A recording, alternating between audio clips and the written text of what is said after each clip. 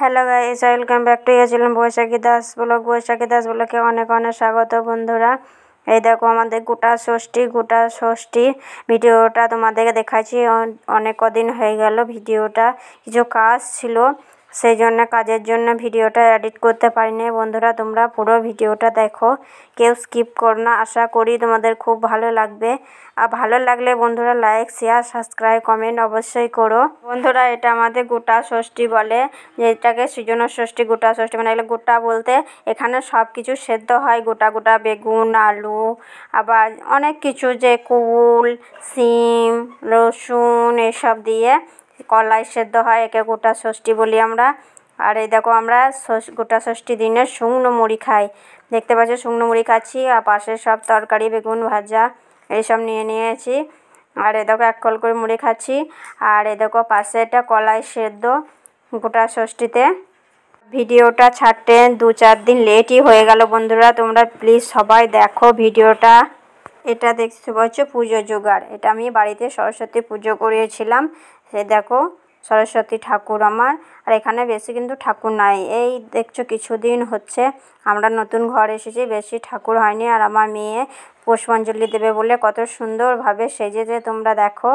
এই দেখো আমি পুজো জোগাড় করছিলাম। আর এটা আমাদের পাড়ার সরস্বতী ঠাকুর, তোমাদেরকে দেখাইছি সরস্বতী ঠাকুরটা পুরো। এই দেখো আমাদের পাড়ার সরস্বতী ঠাকুরটা দেখো, প্যান্ডেল করেছে, প্যান্ডেলটা খুব সুন্দরভাবে সাজিয়েছে। আর এখানে অনেক ধুমধামও হয়। এই দেখো পুজো জোগাড় সব হয়ে গেছে। আর পুজোর ওখানে প্রসাদ ঢাকুন দেওয়া আছে। আর এটা হচ্ছে আমার বাড়ির আমি জোগাড় করেছি, তারপরে ঠাকুরতলা গিয়েছিলাম। এই প্রথমবার আমি বাড়িতে নিজে হাতে পুজো জোগাড় করলাম। পুজো জোগাড় কেমন হয়েছে বন্ধুরা তোমরা সবাই কমেন্ট করে জানাবে। এই দেখো আমার ছোট্ট ঘরটা দেখিয়ে দিলাম, ঠাকুর ঘর এটা।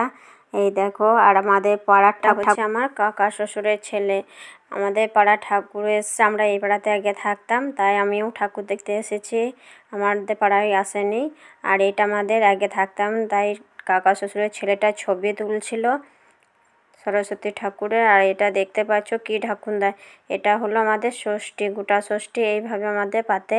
আর এগুলো আমি সকালে পুজো হবে, বাসি পুজো, তাই আমি জোগাড় করে রেখে দিয়েছি। এই দেখো গোটা ষষ্ঠী, তোমরা দেখো গোটা ষষ্ঠী মানে কি। গোটা ষষ্ঠী মানে হচ্ছে সব কিছু জিনিস গোটা গোটা কলাই দিয়ে, সব 5 রকমের কলাই দিতে হয়, সেদ্ধ করতে হয়। এ দেখো দুধ দই সব। আর এ দেখো ফুল বেলপাতা, এগুলো সকালে পুজো হয়। আর এই দেখো আমাদের 2 দিনকার রান্না, তাই আমি রাতে রান্না করে নিচ্ছি ষষ্ঠী পাতার পর। এই দেখো রান্না বান্না 2 দিনকার, মানে আমাদের পান্তা ভাত খেতে হয়, সেই জন্য 2 দিনকার রান্না রাতে করে নিয়েছি, দিনে করিনি। কড়াইয়ে সবজি হচ্ছে আর পতিলায় দেখছো ওটা ভাত হচ্ছে, ভাতটা বেশ গরম গরম দিলাম। আর এই দেখো বেগুন সেদ্ধ, মানে ষষ্ঠীর জন্যে যে গোটা ষষ্ঠী সব কিছু গোটা গোটা দিতে হয়, ভাত ডাল সব একসাথে দিয়ে রেখে দিচ্ছি, এটা হবে সকালে দিতে হয় আমাদের, তারপরে আমরা হিসেব রাখতে পাই। আর এই দেখো আমি সব পুজো টুজো জোগাড় করে তারপরে চলে এলাম খাওয়া দাওয়া নিয়ে।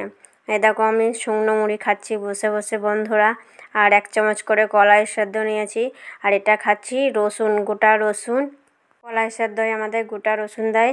আর রসুনটা বেশ সেদ্ধ সেদ্ধ ভালোই লাগে মুড়ি দিয়ে খেতে। আমরা মুড়ি ভিজিয়ে খেতে পাই না, সব কিছু শুকনো শুকনো খেতে হয়। জলটাও আমাদের বাসি খেতে হয়, টাটকা জল খেতে পাই না। আর বন্ধুরা ভিডিওটা এতটুকু, আবার দেখা হচ্ছে তোমাদের সাথে নেক্সট ভিডিও। টাটা বাই, সবাই ভালো থেকো সুস্থ